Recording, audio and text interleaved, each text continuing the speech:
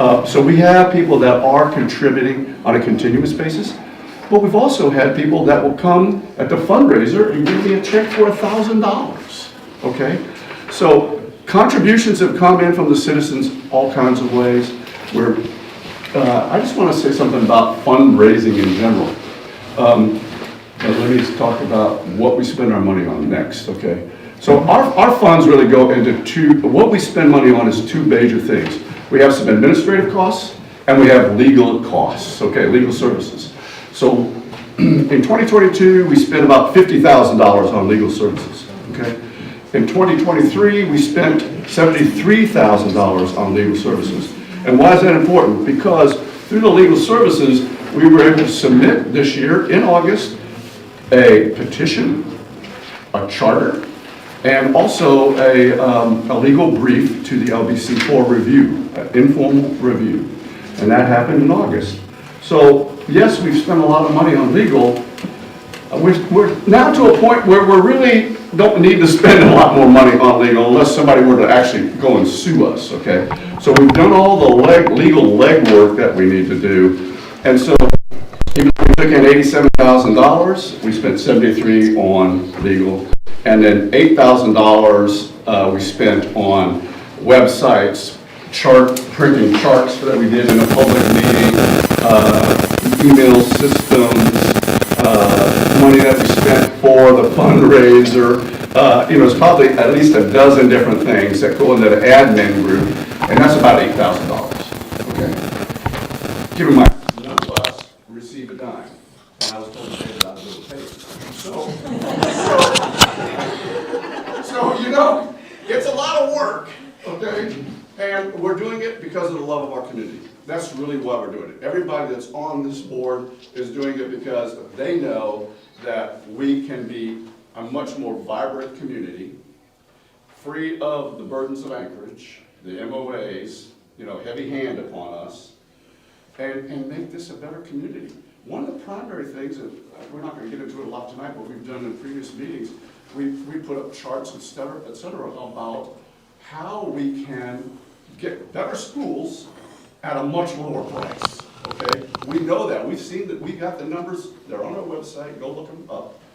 We know it can happen. There's a lot of things that we can save money in and get better performance that we're getting from Anchorage. Because what we do know is that all the years that we've been paying taxes, Anchorage has been taking more from us than we're getting in services from them, okay? That is very, very clear. And we know that by detaching from them, we can make a significant correction there. So I just want to give you an idea of what we've done this year, the amount of money that we processed through, and it's mostly gone to legal services, but we are in a point now where we're starting to make we're getting some good headway. Paul, do you want to go ahead and take up some of these other items on the list here? Okay.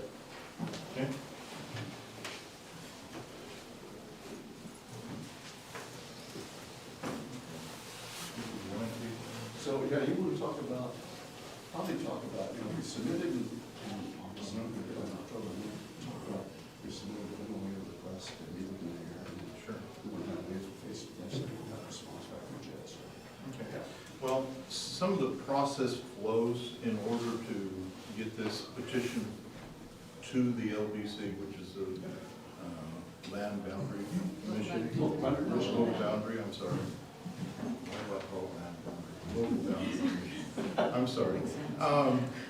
They're the group that has been assigned to adjudicate, if you will, all of the requests for changes in boundaries in the state of Alaska. It's a 5-member board. 4 are appointed by the governor, and then one's ad hoc appointment.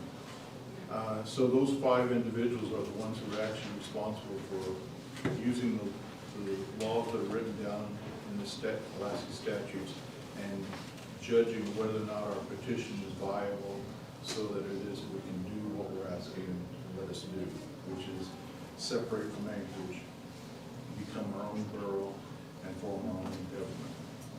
Okay? That's the whole idea behind what we're trying to accomplish. If you look at government as a whole in Alaska, we have 60 people in Juneau, starting here in the next day or two, doing all of the work for all of us, the 700,000 people that live in Alaska. Okay. Anchorage has almost 300,000 of those people living in this Anchorage area. Okay. We only have, it was 9, I think it's now 11 assembly people. 12, and we got 2 representatives. Okay. 12 people on the assembly. You're being asked to speak up, so we can hear you on. Okay. So what's happening is these 12 people are basically managing half of the state of Alaska, is what it boils down to. That's not the original intent of the charter, of the U.S. or the Alaska Charter. The Alaska Charter was to have boroughs and then to have cities underneath them, much like Wasilla, Palmer, the Mat-Su Valley, that kind of format. Same thing with the Kenai Peninsula, Kenai, Soldotna, Palmer, Seward, etc. The notion of having a unified borough, okay, was something that was brought on after the fact. Okay, that happened in '74, I believe it was. When it was that Anchorage wanted to quote unquote reduce the cost of government by combining government so that we lost access to representation. Okay. We no longer have any cities in the Anchorage borough because they absorbed them all. Those that existed, Birchwood's one of them, I believe Seward, or Spinard was another one, actually had its own city councils and so forth. They had to give them up because of the unification. Mountain View. Okay, that's what happened in '74, and ever since then, it's been a struggle back and forth on how it is that you're supposed to get reasonable representation and how we're supposed to get reasonable things accomplished in the government. That's the reason for this separation. This is to try to get back to the notion of the people, the local people, managing themselves, not being managed by some other group who doesn't care about us. Okay. That's an opinion, but that's such as it is. Okay, so that's the general reasoning for us wanting to detach. Okay. Another one of the major ones, as far as I'm personally concerned, is we don't have the same social issues that they have in downtown Anchorage. Okay, our police that we have here is minuscule by comparison to the police that they have in Anchorage. Okay, I've been told that we have 4 police officers on full-time rotation, so that'd be 12 police officers assigned to our area. Yeah, they have some sort of a airsoft gun Yeah. here, training or something. So, So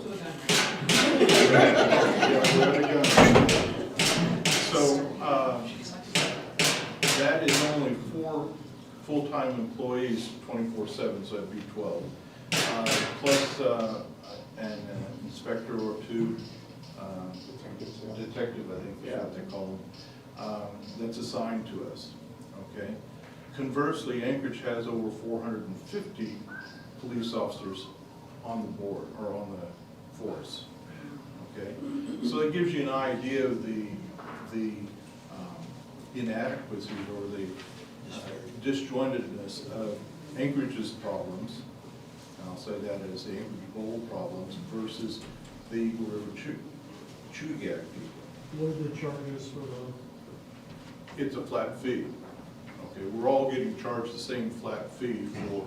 Don't they assess like 90,000 or 900,000 or whatever out here for the 4 police officers? Well, no, we're actually, if you do the percentage of what we're paying around 6.5, 7 mil is my last number that I remember seeing for police services. Which amounts to what? Is it closer to 12? Depends on the year. Yeah, About a percentage of Dollars. dollars. It's $6.5 million. $1 million. Yes, okay. but we've seen a variation in Anchorage counting system. So one year it could be 7, and the next year it could be 12, okay? So you're never really sure how they're putting, where they're putting the funds in what part of the line as to what the real amount is, okay? You know, they're pretty good with figures in there.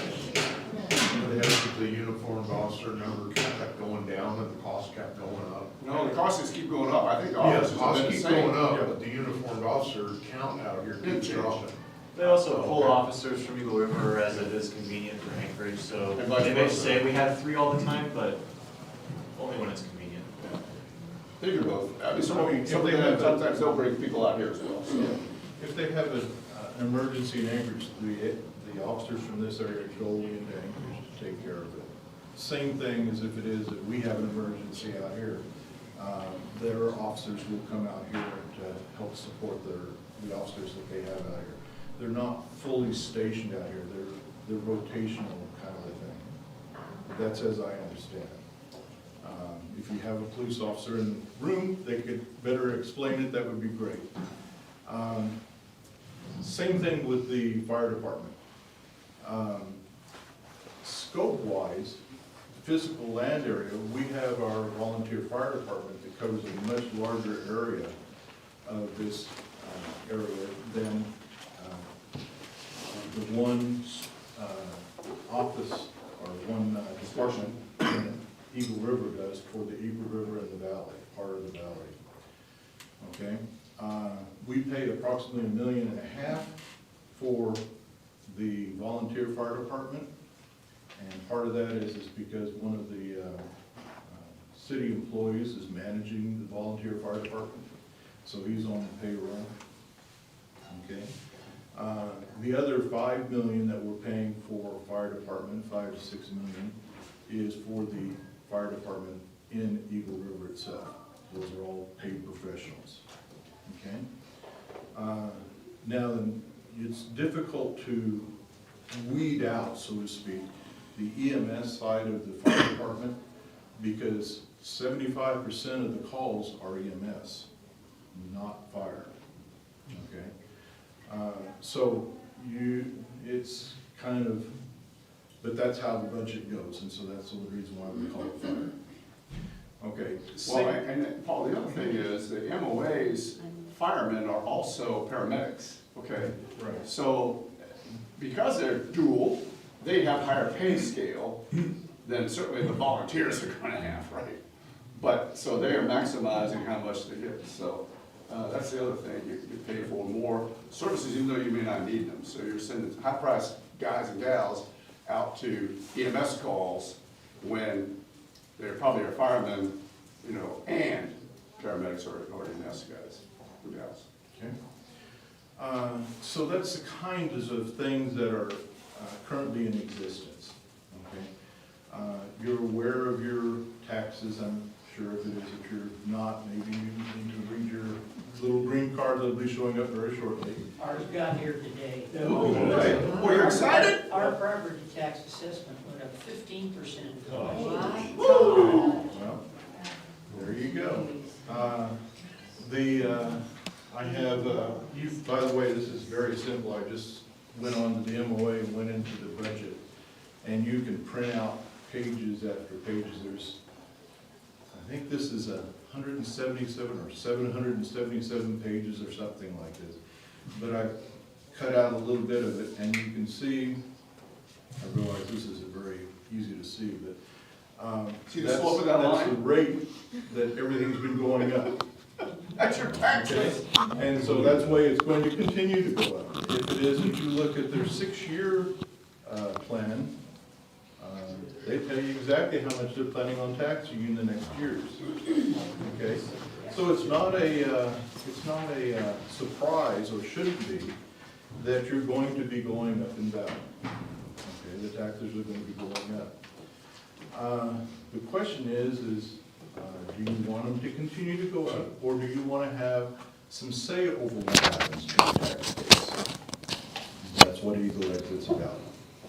The charter that we've written is designed so that the individual comes to a meeting just like this and discusses it for their area, okay? They either agree or disagree on a topic. Doesn't matter what it is, whether or not there's money associated with it or not, they agree or disagree with it. The representative from that group goes to the new assembly, and they sit down and say, okay, I've got 5 yeses, I've got 6 noes, it fails. Okay, kind of a thing. It's straightforward, it's personal representation as opposed to hiring someone, which is what you're doing when you're voting someone into office right now. You're hiring them into office to mediate for you. Okay? This one, you're not. You're speaking for yourself. It's just like you went into traffic court and you told the judge why it is you did what you did, and they decide whether or not it is you're a good or bad person. Okay? What you're saying is they're moving the whole assembly, there will be no assembly. Oh, you have to have assembly by state law, you have to have an You assembly. have to have assembly. But, The go ahead, Paul. difference is we've set it up so that everybody is meeting in groups that are a maximum of 5,000 people in that group, okay? They get to decide what they want to do, and then they send their representative, just one person, to say, this is what the vote was on this topic. So what they call it, the local governance commissions, okay? And commissions have authority, they can have fiduciary responsibility, okay? Each one of those LGCs will vote within their LGC to put a person on the assembly, okay? So they will have a representative from their community. They're a group of 5,000 people that will be on the assembly. Additionally, the LGCs will take issues up. Some of them might be local, or some of them might be borough, right?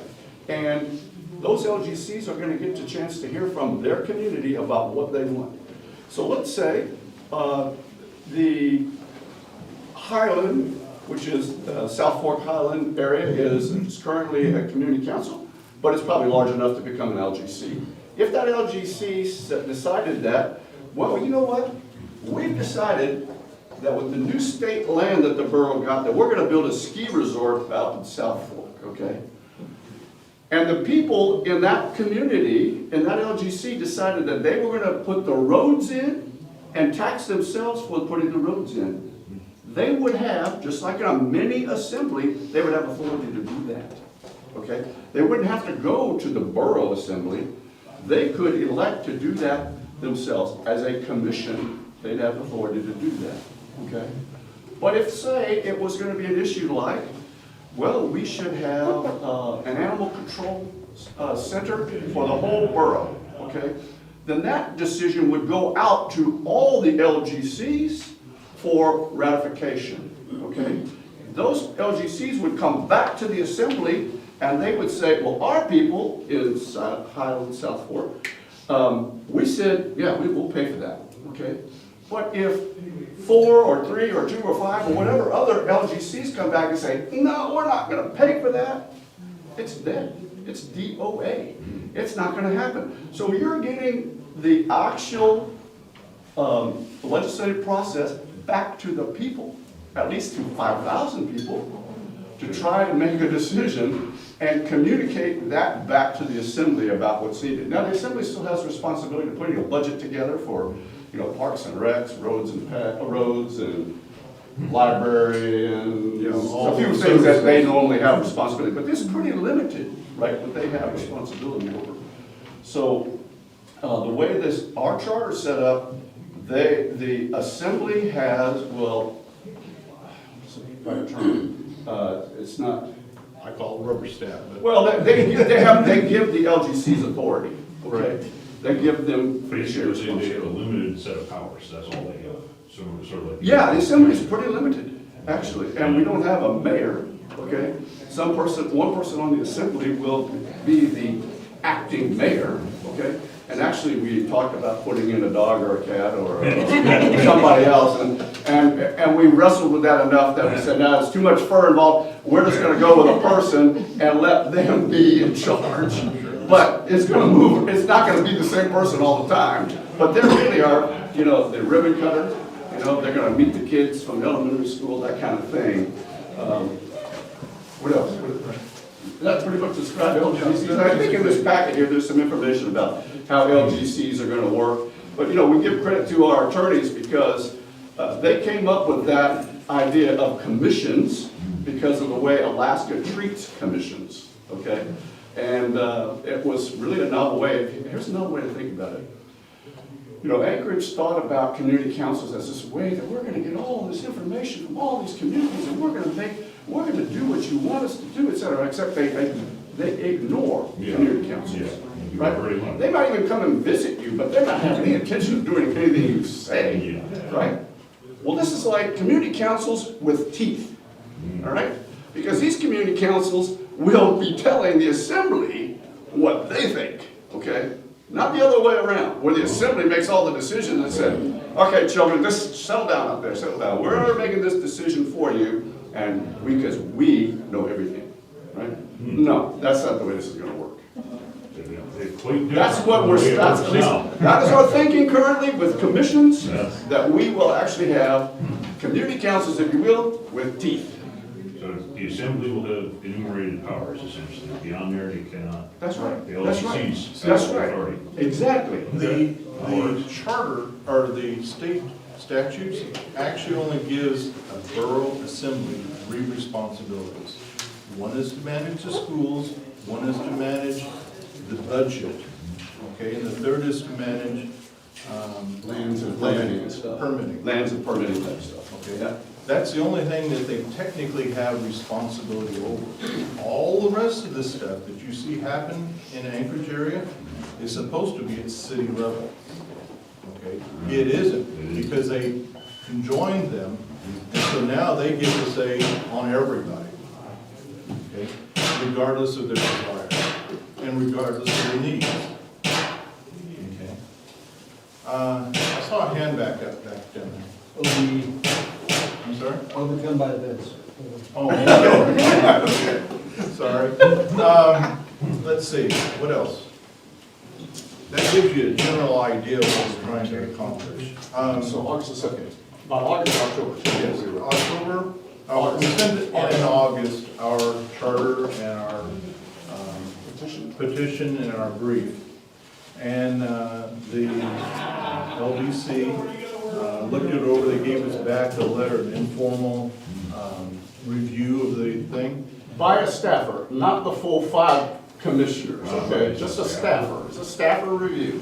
Well, the staffer, though, is responsible for making sure that it's ready for prime time, so to speak. Yeah, primarily that staffer's thinking about, have you met all the requirements of the regulations? Check mark, check mark, check mark, check mark. And then a few things, all depending on what you think that's with. There's a couple of items, one of them, which is one that we all felt was a little out there, so to speak, was the transition plan.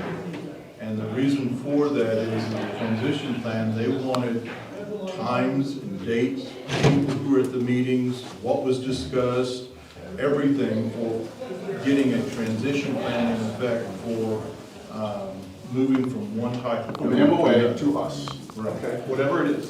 The problem with that is that's a very involved process, okay? They have to be on board with it, they're not really on board with the notion to begin with, okay?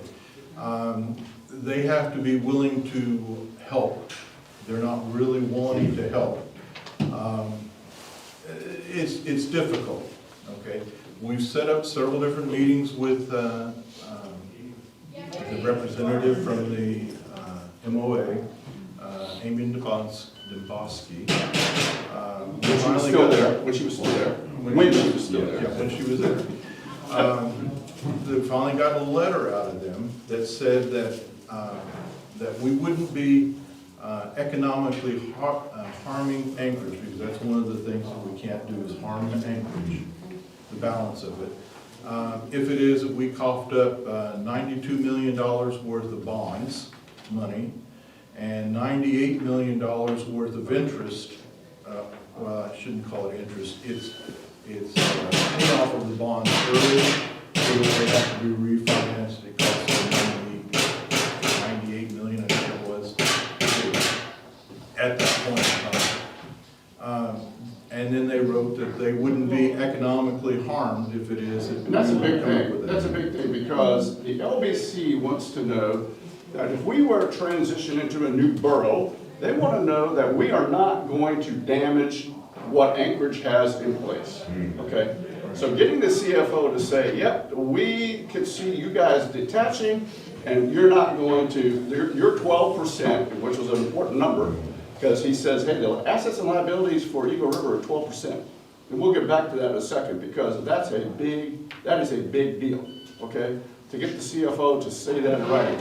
And they get their 12% based upon how much we pay annually in taxes as opposed to what Anchorage is paying in taxes. And they say your contribution is about 12%, okay, of the tax. Okay. That's big.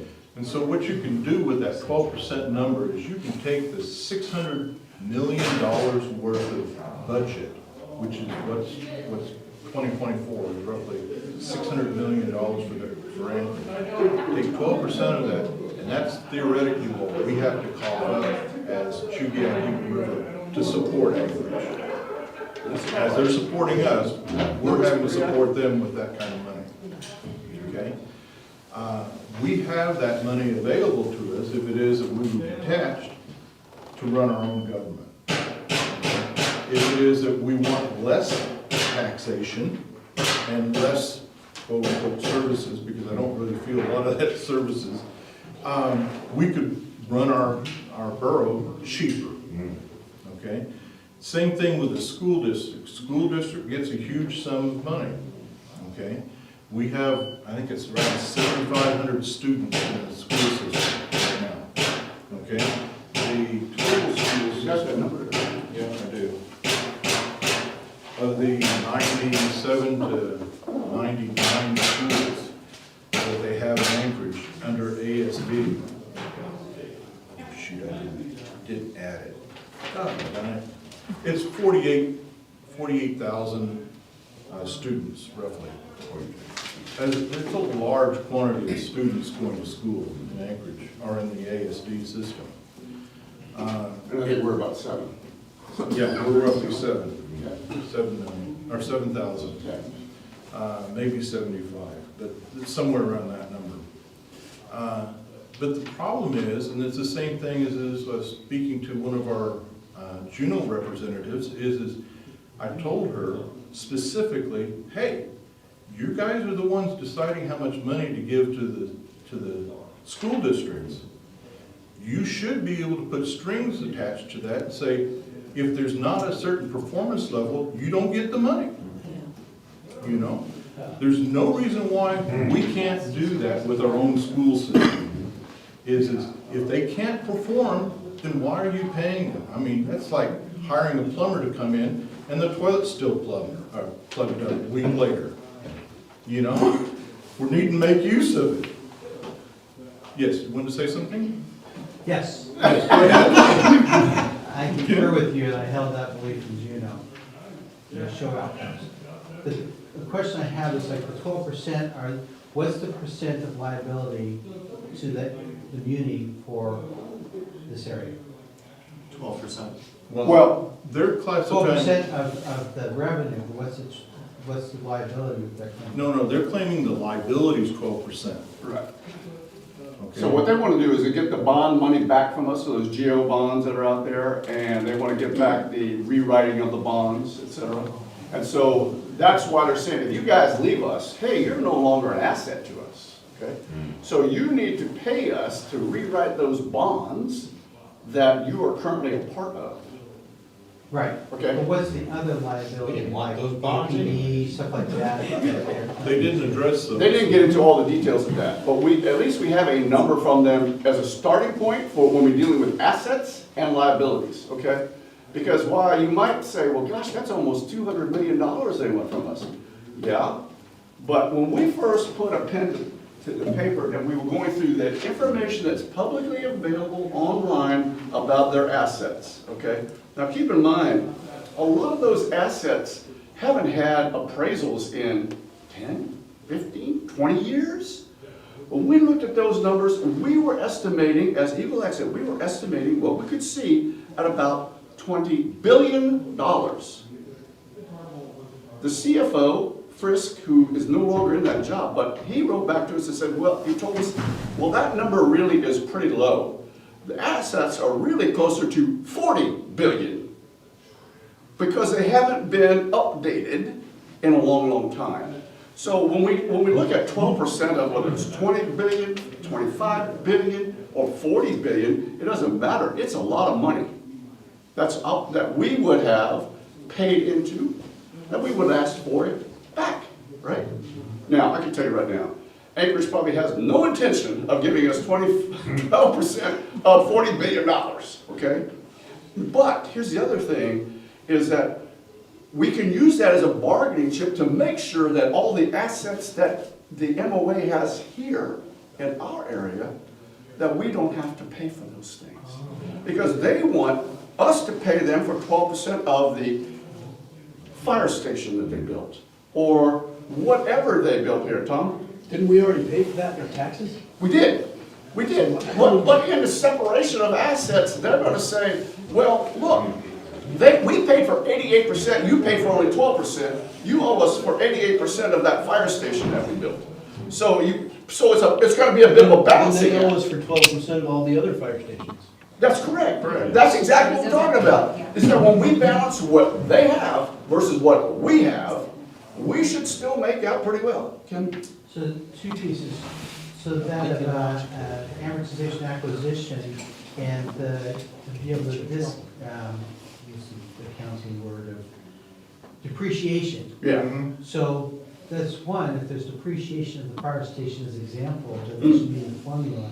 Second piece is the payback of the bonds is over so many years. Correct. That's calculated the formula too. And they bring it all forward to the present day and you pay for what it is, right? So if it's 10 years and we have 10 years of paying back the bonds, it doesn't have to come up at the front end because, you know. Yeah, I don't know all the financial stuff associated with it, but Frisk did. And they came up with a number for us. Yes. Right? Yeah, whether or not you pay the money up front or not is another discussion item. Because if that's the case, then we'll say, well, we want 12% of all the other assets that you have in the borough, or in the MOA, okay? And we want them now, okay? Just like they want the bonds now, okay? That's not reasonable. It's the same thing with a divorce between a husband and a wife. Some of those things take some time before it is that things can be liquidated and divvied up. Yeah. So is the boundary commission acknowledging that it takes time and they allow that into the formula? So the LBC regs say that once they determine that we can be a borough, the timeline for going through all that separation is 2 years, okay? But we know, and having the discussions we've had with the MOA, that it would be better to get ahead of that 2 years and start having some of that discussion now, okay? So we delivered a letter to the mayor in December saying, Mayor, we want to sit down with you and talk about assets and liabilities and what all those entities that you have, those business entities you have out there, what are their costs? What are their liabilities, okay? Because we don't just own assets, we also own liabilities for the sewer plant, okay, or the water plant, or the landfill, or whatever else we might want to take possession of. We own liabilities as well. So we need to have a discussion with them. So the letter was delivered to the mayor's office in December, and then the holidays happened, and now we're in a new year, now we're into campaigning. I don't know when we're going to hear from them. But it is our intent to talk with everybody that's a significant runner for the office of mayor, to let them know about Eagle Exit, okay? To let them know what we expect we're going to do, okay? As a mayor, they should, if they're, as a prospective mayor, they should know that, okay? And so we're gonna try to do that. Any questions? What if there's not a reasonable process on their end within that 2-year period, and it's looking like you're gonna be going past? That is a great question. There is a, They can't. there is a place that in the paperwork that says that if it is that they don't want to agree to talk to us now, that we need to provide them with who said this, when they said it, things like this, and then the LBC will decide whether or not it is, it needs to be done or not at this point in time. And they have the authority as a quasi-legal organization, right? They basically cover all 3 phases of government there, okay, in the LBC. They can make a determination that Anchorage is not working with us in good faith, right? And they have not been cooperative in working with us. The LBC could say, okay, well, we've seen your transition plan, which we have written out in great detail. We've seen your, and we approve it. Okay. So whatever the approach that we take with the transition plan, if Anchorage doesn't play the game, then arguably we could get what they want. Now, I would think if the LBC did it, somebody in Anchorage is going to go try to take the Superior Court and then the Supreme Court. But we don't know that. We're just telling you what the regulations say. Anchorage has to play, and they have 2 years to play, right? And they need to play in earnest. And by the other way, the other thing is there is a stick out there for Anchorage. Once we're a borough and we're detaching, they cannot issue any more general obligation bonds. Oh, that's right. Okay? And if you look at AWWU works off of bonds. It doesn't wait to accumulate all the money from us paying for water or sewer or whatever. It works off of bonds. Well, they wouldn't be able to do GO bonds if they weren't working with the detachment. So there are sticks out there that force Anchorage to try to get on with the program. You see, their methodology of running Anchorage is to run it on bonds, okay? And that's basically every time it is you want a candy bar, you go out and borrow the $1.50 or whatever it takes to get the candy bar, and then you get the candy bar, okay? They do that for school roofs and everything else. Well, the school roofs have a life expectancy, we'll use that term loosely, of 10 years. And so for a 30-year bond, you're paying for that roof 3 times over that same time frame for the first one, okay? They do that with everything else. That's the reason why there was, and I don't know what it is today, but there was $1 billion worth of bonds outstanding that we're having to pay interest on. That's 12% of that $600 million that it is that's in the budget is just bond retirement. There's an additional 3 or 4% of that amount of money that's for interest on those bonds. Okay, so when you add it up, you're paying out of the $600 million, at least 15% of it is bond retirement. Okay, they always love to tell you that every time we come around to election year, and they want to have a bunch of bonds out there. Oh, we've retired, you know, $50,000 worth of bonds or $50 million worth of bonds. Well, they didn't tell you that they put another $50 million onto it. Okay, so it's this game that they play back and forth. Now, as for the charter that we've written up, okay, we don't plan on doing that. Okay, and in fact, the whole methodology is to use what they call public-private partnerships. That's one phrase that they use.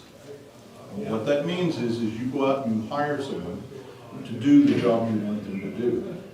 Just like right now, if you want your roof rebuilt, you go out to one of the roofing companies, you get them to give you a quote, and you get the best quote, comes back in and says, yep, this roofing company, ABC Roofing, I don't care who that is, right there, this one, but is the best price and can do it in the right time frame. We hire them to do the job and replace the roof. Problem solved. Same thing you can do with police and with fire and with everything else in the way of services. We've had Wasilla, in fact, unofficially, I'll phrase it that way, offer to provide us with police officers, with cars, with call center, with badging, all their gear, everything. And their retirement included. Right, their retirement, the whole shebang, $285,000 a year Per guy per guy. or gal. Okay, that's car and everything. Now, that's a high number. But That really is a isn't. bargain compared to Anchorage. That is a huge bargain. Yeah. And the reason why that's valuable is if we don't have the need for those police officers, we can trim down a contract or trim up a contract. Now, if Wasilla's willing to make that offer offhand, why not Palmer? And then why not go back to Anchorage and say, guys, if you're wanting to provide police services, tell us what your number is, okay?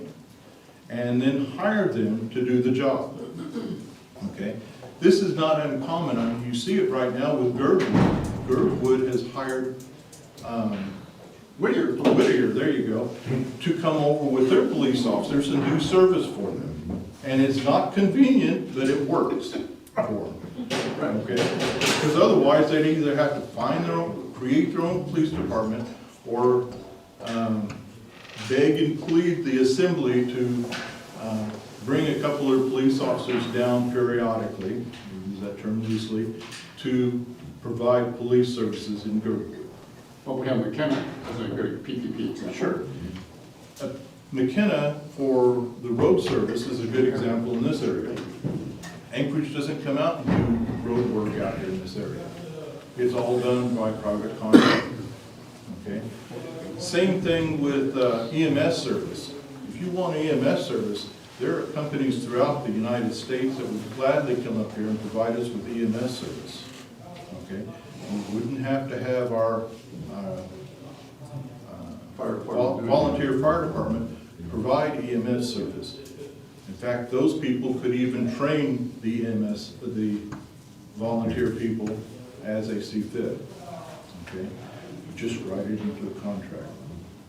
Okay, one of the things that we can do, which I've talked a little bit to George about with regards to a transition plan, is we can take the different services that we're currently receiving, go out and provide what they call an RFP, which is a request for proposal, to each one of these cities around us to provide services and tell us how much. That gives us our budget numbers, that gives us our transition plan, okay? So that's one easy way around it, okay? It may not be as clean as you'd like it to be, but that's sure one way to make it happen. So with our shortcomings was the transition plan, our budget wasn't as thorough as they'd like it to be. They had some issues with the, Meets and bounds. meets and bounds, We already have it. which we've already got in place. I'm not sure why they got some mistakes on it, but they may have. And that's referring to what exactly? The boundaries of our borough. The new boundaries for the borough, and what the remainder would look like, what we would look like, etc. Okay. Take a look at our website, because this will actually startle you. One of the things that's required in regulation, the LBC regulations, is that when you detach, that you will be bigger than you were when you were attached. Okay? Does that make sense? So listen to this. No, listen. The local boundary commission is set up to take all the unorganized areas of the state and put them in boroughs. Okay?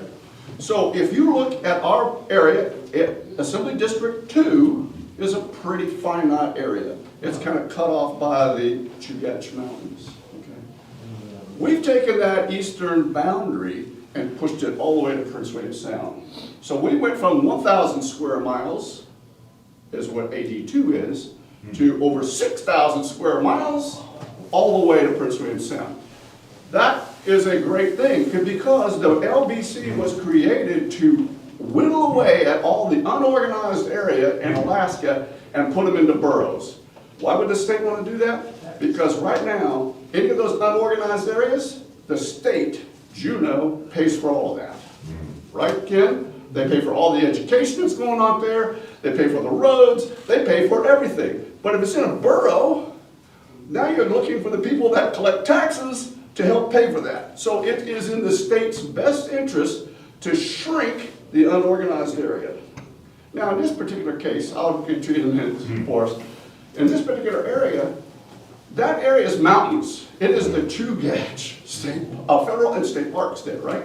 All the way out to Prince William Sound. We aren't picking up any other villages. We're not picking up Whittier at this time, even though they said they've got some interest. But it expands and it reduces the unorganized area of the state. It says, hey, that's the Chugiak regional borough, okay? Which is really populated by Eagle River Chugiak, okay? Paul hasn't got to it, but I'll just mention it now. We have a number of questions, I think it's about 8 questions, that we need to go talk to the LBC commissioners, the 5 commissioners, in a face-to-face response before our petition goes in. And it won't be ex parte communications because it's going to be us with all the members of the commission. We have about 8 questions. And one of the questions is a regulation that says that you have to, and these are the words, significantly increase the population of the new borough. Okay, now think about that. We're Assembly District 2. Our 40,000+ people are right here, right? Where are we going to get more people? And what is the definition of significantly, right?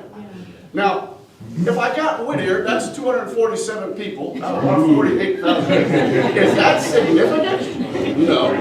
Okay, what if I bring in Girdwood and there's another 250 people? Is that considered significant? No.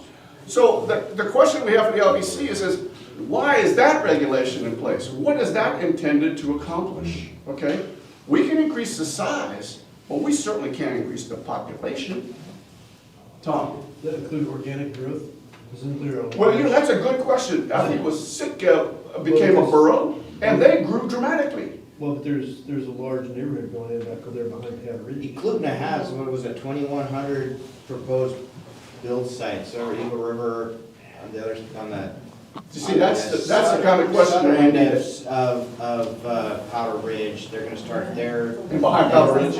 On the southern end and then behind and build up, and then they can really, there's 2,100 new homes that could go in there, and we could build them how we want.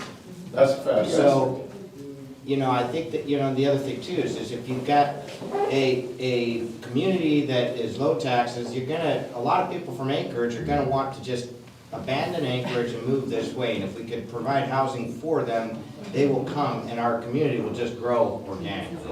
Yeah, I think so. But the way the regs are currently written, there is no definition around it's got to be significantly more. And that's what we gotta do. Question over here?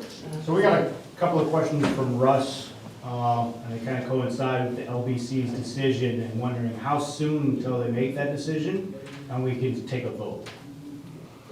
That's a good question. Still, because it is, we don't have it approved with the LBC currently to be formally submitted because of the shortcomings that they've addressed in the original petition. We can't give you a timeline because we haven't gotten it completed. It's just like that transition plan is one of the bigger issues that we're having to work through to try to get Anchorage to cooperate with. Alternately, if it is, we use the methodology of going out for what they call request for proposals. We may be able to acquire the necessary information from Wasilla and from Palmer in order to create a transition plan that says, okay, on day one, I have a contract in place for this outfit, Palmer to provide us with police service, or Wasilla provide us with police service. Palmer to supply us with fire department service, things like that. You don't have a problem with electricity and natural gas, things like that. That's all private enterprise providing that currently. The water and sewer, they're already hooked up to the municipality. I doubt that they're going to shut you off, and I doubt they're going to significantly change the rates, because that would be counterproductive for their cause if they tried to. They could get snotty with you about the dump, okay, for example, because currently when you go to the dump, they ask you, where are you coming from with this material? And they said, and I asked him one time, well, why do you want to know? And he says, because if it's not within the Anchorage municipality, they send you away. Okay? So we may need to work out something for, if it became that adversarial, of taking our trash to Wasilla. Okay? Let me answer this guy's question as best I can. So we're hoping that this year, that we get to the LBC with our petition charter and everything in approved form, okay? And hope that they go through their public meeting process. They're gonna have at least 2 of these kind of meetings where they invite everybody in Chugiak Eagle River to come and hear from you guys. And then they're gonna go back and make a decision about whether we can detach or not.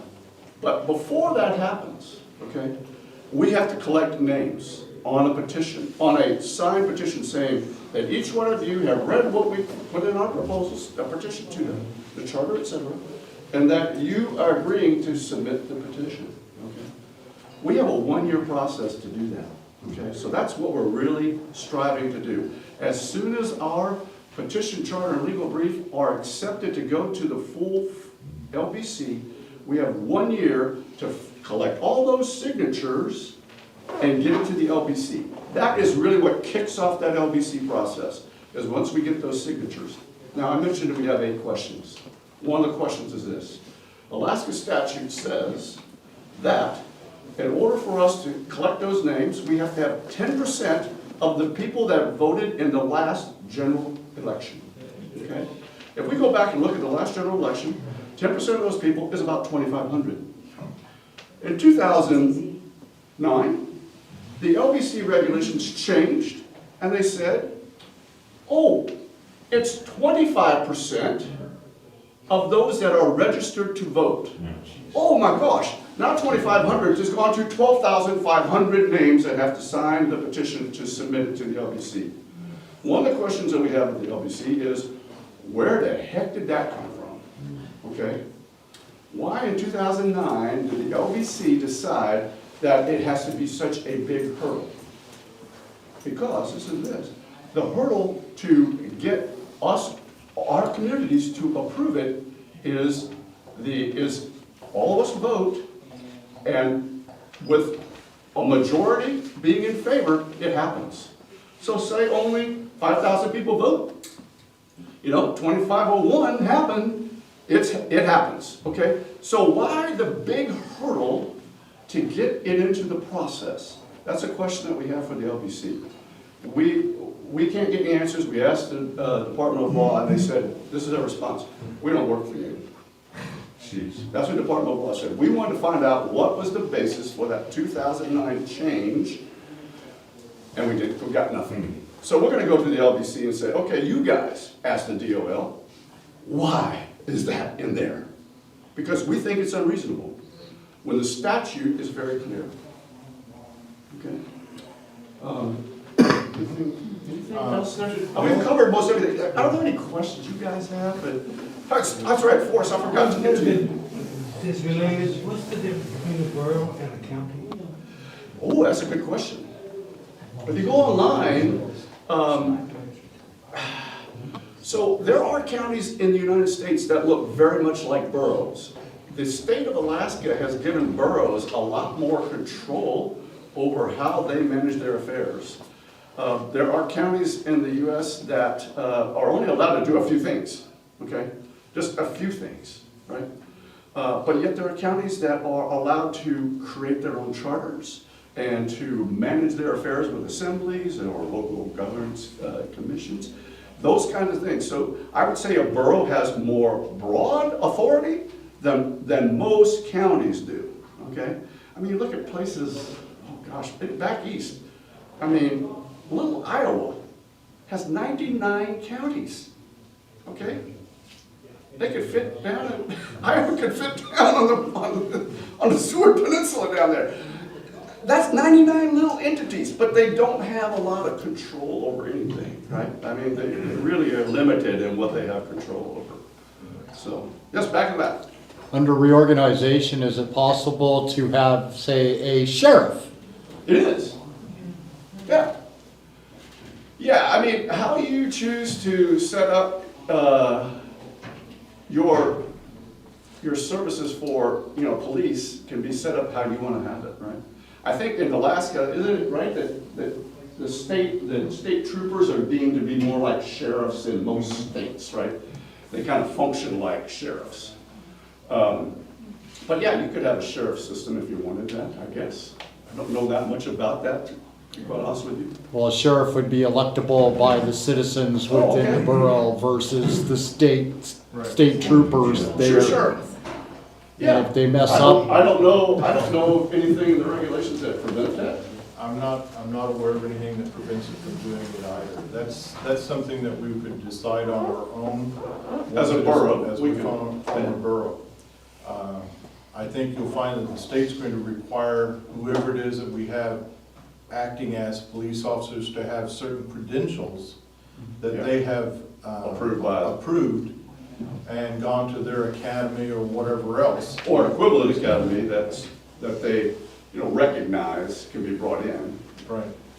Giving you reciprocity to Texas or wherever it is. Sure. Another question? Right here, there's a question out there. Why would you want to get like Wasilla police? Why not just have our own? We could. It's just how fast do you want to make this happen?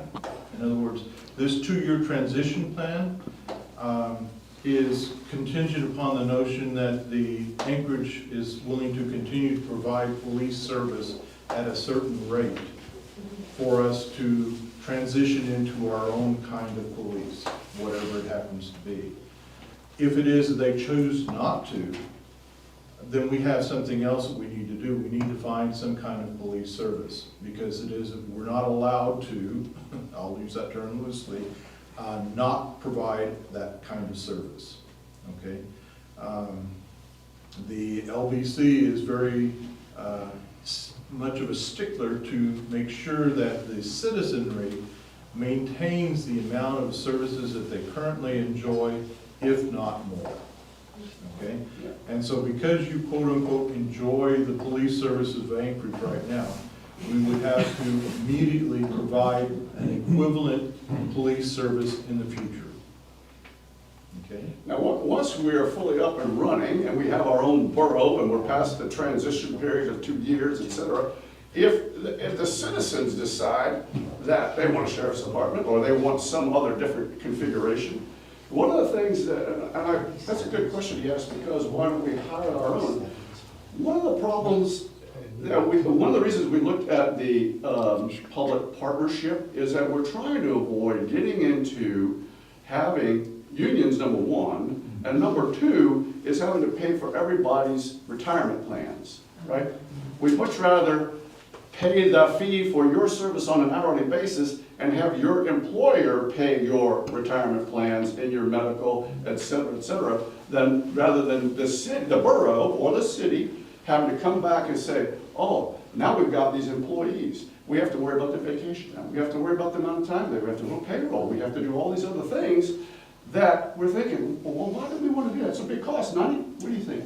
So on that same point, to get things kicked off, some of the things that we're looking at is trying to do this as the lowest impact possible in our community, and by outsourcing those immediately, then we can later, I want to remind you guys, like, we are a board that is working on trying to get this up and off the ground, but ultimately, you guys eventually, as people who live here, will make these decisions.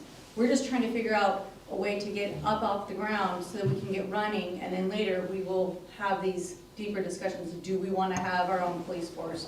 Do we want to, contract these services out? Or do we want to get all the road maintenance stuff here? All that costs money, so if we continue to contract with companies like McKenna, then we don't have to have everybody that has to deal with all the equipment that comes into the area. We're just contracting their services, and that's built into the price. Plus, our thought is that we have competition for that contract as well.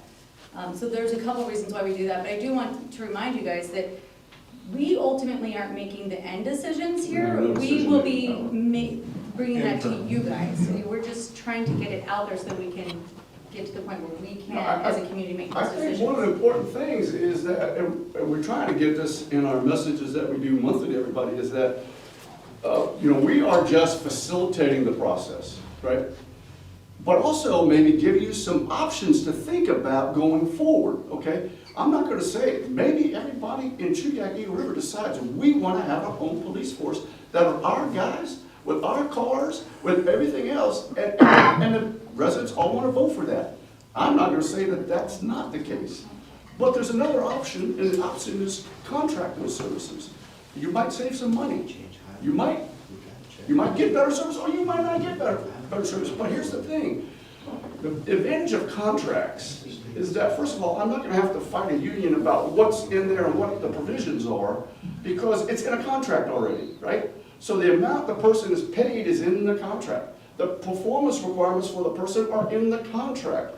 So I don't have to deal with a lot of those kinds of issues at the assembly and or at the LGC level. It's already taken care of via contract. Now, the LGCs in the assembly will have the responsibility of knowing what's in those contracts to make sure they're written correctly, right? So, I mean, that is a key part of it. And hopefully all that information will come back to us and we'll get a chance to look at it. That would be the intent. Go ahead. So under this proposed Chugiak Borough, that's the name, right? Chugiak Regional Borough, that's what we just put out there. If you don't like it, give us a name. But, so it would be unlike the Matsu Borough or the Kenai Peninsula Borough, in that there would be no City of Eagle River, City of Chugiak, there'd be no separate cities. There Is could that be. correct? There could be. There could be. We're not going to be like Anchorage. We are not going to be unified to make what Anchorage is unified, okay? So all those cities are all unified under the MOA. They took Mountain View, they took Spenard, they took Muldoon, and they said, you guys are all Anchorage. And we're not going to get into the whole thing about the lawsuit that happened that we got cut out because we were a borough for a year and a half, okay, back in '75. But we didn't get a vote to be with Anchorage. A judge said, you're going to be with Anchorage. But here's the deal. If Eagle River decided they wanted to be a city, and it's got more than 450 people, which we got a lot more than 450 people, they could become a city, okay? They're still under the auspices of the borough, right? But if they want to become a city and have a board that regulates how much tax they're going to pay, et cetera, they could do that. Same thing with Chugiak, they could do that. For that matter, Birchwood could do that. Or, anybody that's got 450 people become a city, okay? But they're going to still be under the borough, right? So basically, all the general provisions of how the borough is managed and via the charter, et cetera, are going to be reflected on them. They could have some control, and I don't know exactly the full level of their control. But yes, they could become a city. Another question. So Elaine over here on Facebook, and I'm sorry Elaine, I'm going to paraphrase and maybe add on to it. This question circling back to the LDC and the 25% of registered voters. And Elaine was wondering if you know how many people in the area voted in the last election, and then to add on to that, how many registered voters are in the area. Okay, I can tell you the registered voters, I looked it up. There are 15,900 and some odd in House District 23. House District 24 is almost identical numbers. So it's roughly 32,000, a few registered voters in that area, in those areas. If you do the math, that's 8,180.2 people to get to 25%. Okay? But in order to make sure that you have enough, you have to go over that number. That's why we're saying 9 or 10 or even 12,000 signatures. Go ahead. But when's the last time that register was cleaned up? And Oh, that's just what it is that the state of Alaska is showing on their website. So therefore, I'm just regurgitating those numbers. so, but I mean, we could be an almost impossible number. I think we have, Yeah, I more mean- registered voters than we do people. Right, right. Well, that could be, I don't know. And the reason I picked 2,500 people that would have to sign a petition, we had looked at, and I'm sure we can find it, but it's easy enough to find on the web of how many people voted in the last general election, and it really was pretty small. Do you know, Ken, how many people voted in the last general? No, somewhere 12,500. It's a lot less than the total number that are registered, a lot less. It's about a third of the people, registered voters vote. So the question I have is, like, you're talking about, like, when actually does the clock start from the commission? Because you're concerned about this, but if it doesn't start till a year from now, then we're really not dealing with today's registered voters or those people that That's a voted. good point. No, It's it will gonna be, the That'll be presidential probably election 2 or 3 years out, yeah. further out. And then the other part is if the clock starts now, then we don't count the 2,100 homes that may go in because they're not here. But if it counts 2 years from now and those homes go in, then the numbers go higher. Could go higher, yeah. Sure. Yeah, so let's say next month, Jed Smith at the staffer for the LDC says, yep, I looked over your latest stuff and it's good to go. Okay, from that time, we have 1 year to collect our signatures based upon the current, right at that moment, 25% of all registered or 10% of those who last voted in the general. We have that period of time to collect those names, okay? We are very confident that in a short period of time, we can do 2,500 names, okay? I sent out emails to about 1,800 people right now. So getting 2,500 names should not be a big challenge for us. Once those names are collected, then we go to the LBC, okay? And that process could be as short as a year, or it could take a couple years, depends upon how well they get their stuff together to do all the public meetings and everything else that they want to gather information on. So you're looking at 3 years, right? So 1 year to collect the names, which we probably wouldn't have to take it, but 12,500 or 10,000 names, yeah, it's probably going to take us a better part of a year to do that. And then a year or two after that for the LBC to make their decision. now bear in mind, every one of you could go out and collect names or signatures on these petitions.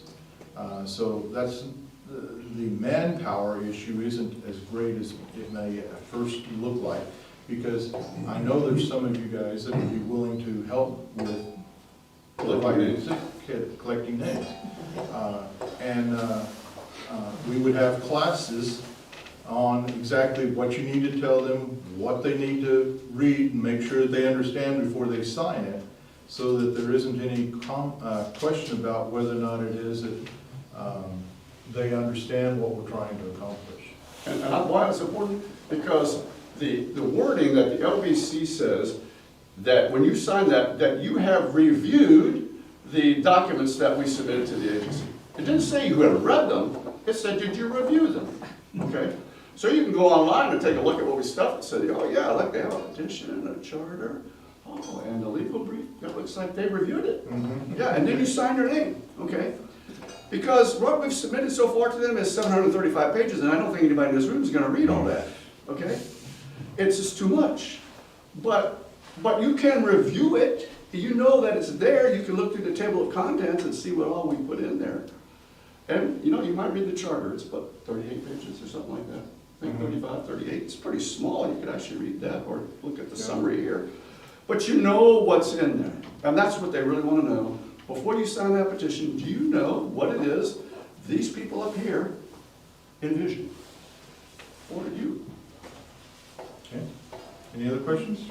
Yeah, I noticed one clause in this brochure that you handed out, that the LBC would approve the separation if it determines it's in the best interest of the state. Right, that's one of the phrases that That's they use. the state's caveat for everything. It has to be in the best interest of the state. And so who is determining that, The LBC. and how are they LBC. determining that? They're basing it upon what we gave them in the petition. Now, let me tell you this. We didn't submit any of that saying, we hate Anchorage, the assembly's a bunch of idiots, the mayor is a fool. We didn't, none of that is in our documents, okay? Hi, ladies and gentlemen, I Oh, apologize. sorry, we need to convert. I Okay, have to lock the building up in like 15 minutes. Okay, we're done. I apologize, I did not mean to interrupt your meeting. no, you're fine. Anyway, all of the documentation that we've done, all 735 pages, focus on why Eagle River Chugiak is different from Anchorage and why it would be in the best interest of the state to allow us to detach, right? And I'm gonna get Lance to give me the information on those 2,100 homes that are The going mayor just talked did the about last chamber it meeting, last week at the actually. Chamber of Okay. Commerce here in Eagle River. Yeah, well, we need to put that into our Yeah. petition, okay, because Jed asked us, he said, because we made a statement in, about growth in the area, and he said, what is your reference for that? Well, you know, what am I supposed to say? I mean, I could be a politician, say, the area's gonna grow. What would you say as a realtor?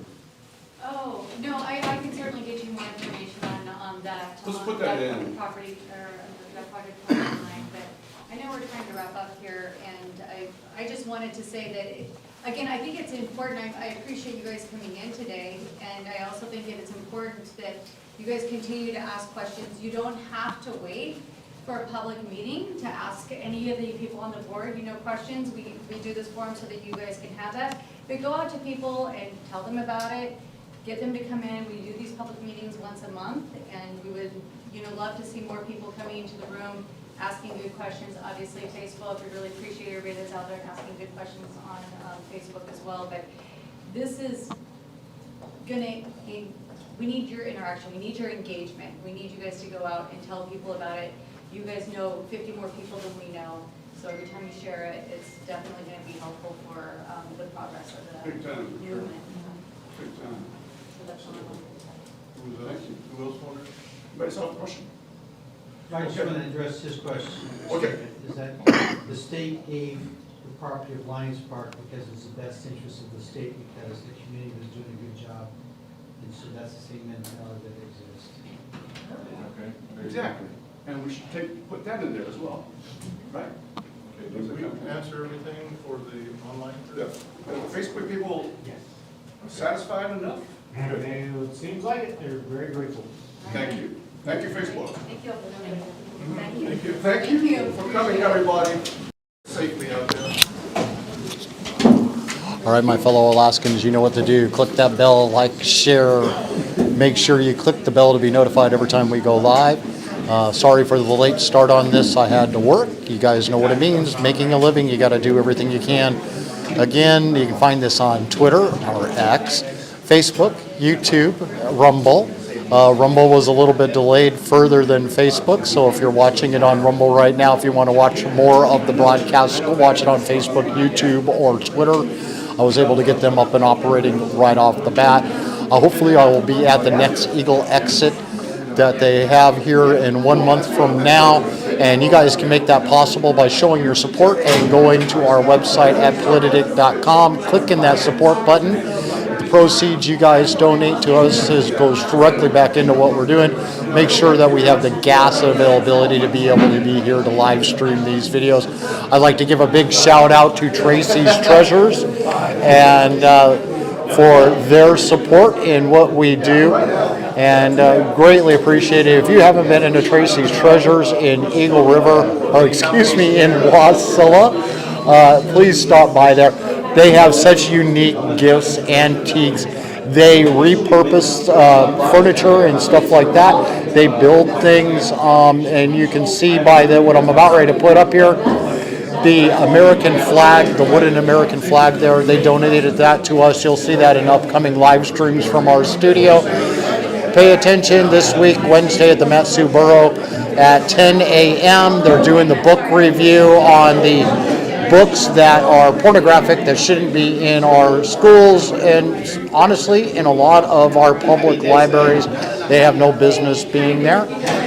Please, again, like and share, and thank you, Tracy's Treasures, for your support. Your support is what made today possible, and all supporters like you that have gone to our website at politadick.com and gave and showed your support there. It is because of people like you that we are able to have videos like this. again, like, share this video. We'll see you guys on, if I can't make it, but I'm hoping I should be there, Thursday at the Matsu Borough Chamber, where they're having the book reviews beginning at 10 a.m. Thank you all again for being here. We'll see you later.